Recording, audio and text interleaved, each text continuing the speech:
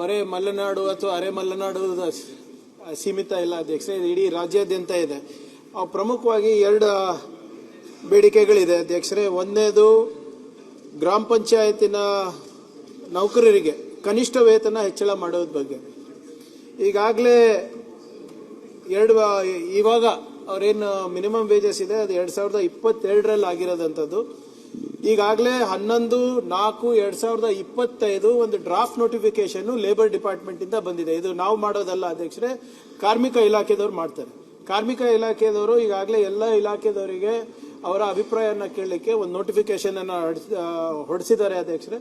ಅದು final notification ಯಾವಾಗ labour department ಇಂದ ಆಗುತ್ತೆ ಅದಾದ್ಮೇಲೆ ಅದನ್ನೇ ನಾವು ಇಲ್ಲಿ ಅಳವಡಿಸ್ಕೋಬೇಕಾಗ್ತದೆ. ಒಂದನೇದು.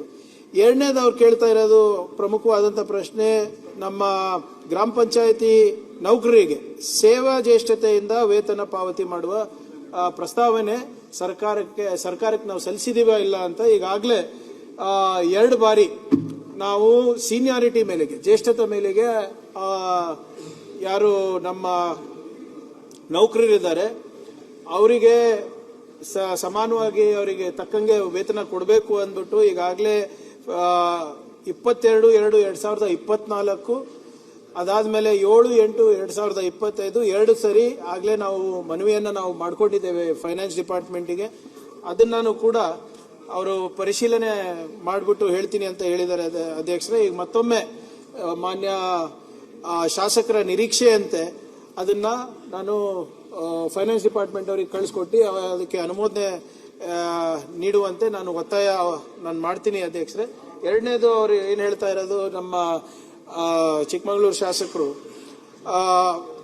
ಈ ನಿಮ್ಮ ನೀರ್ ಗಂಟಿಗಳಿರ್ಬೋದು, ಬಿಲ್ ಕಲೆಕ್ಟರ್ ಇರ್ಬೋದು, ಅವರಿಗೆ ನಾವು ರಿಕ್ರೂಟ್ಮೆಂಟ್ ಆಗ್ತಾ ಇಲ್ಲ ಅಥವಾ ಇದು ಅಂತ, ಅದು ಜಿಲ್ಲಾ ಪಂಚಾಯತ್ ಮೂಲಕನೇ ಮಾಡ್ಬೋದು ಅದನ್ನ.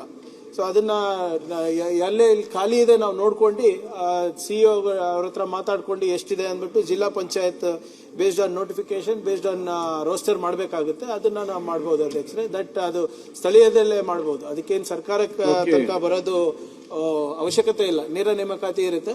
ಬಟ್ ಈ 2 ವಿಚಾರಗಳನ್ನ ಅಲ್ಲಿನ ಸ್ಥಳೀಯ ಸಿಇಒಗೆ ಹೇಳ್ತೀವಿ. ಮತ್ತೆ FDಗೆ ಮತ್ತೊಮ್ಮೆ ಶ್ರೀ ರಾಜೇಗೌಡರು ಏನು ಹೇಳಿದ್ದಾರೆ ಆ ಪ್ರಪೋಸಲ್ ಅನ್ನ ಜ್ಯೇಷ್ಠತಾ ಪ್ರಕಾರ ಅದನ್ನ ನಾನು ಕಳಿಸ್ಕೊಡ್ತೀನಿ.